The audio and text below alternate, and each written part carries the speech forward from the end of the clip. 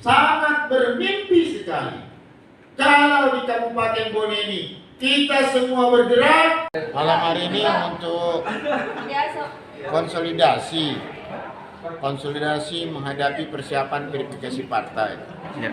Verifikasi partai itu berdasarkan jadwal yang sudah keluar, tentu ini harus disiapkan dengan baik.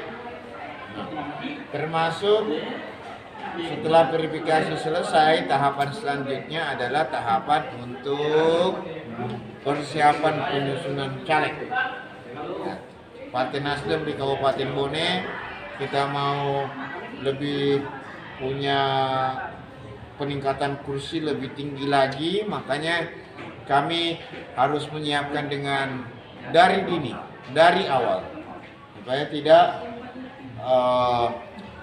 dipasang pada saat mendekati pemilu. Ya targetnya ya kita bisa penambahan 100%. Kalau kemarin 4, mudah-mudahan kita bisa mencapai 8 kursi. Ya, di pemilu berikutnya. Kan? Ya targetnya tidak muluk-muluk, tapi ini berdasarkan by data, by konsep, dan terutama mempersiapkan dari dini. Ya, makanya kader-kader harus bergerak dari semua sektor, dari DPC, DPRT, DPD dan fraksi. Ya. Ada harapan juga berarti mendominasi di Bone.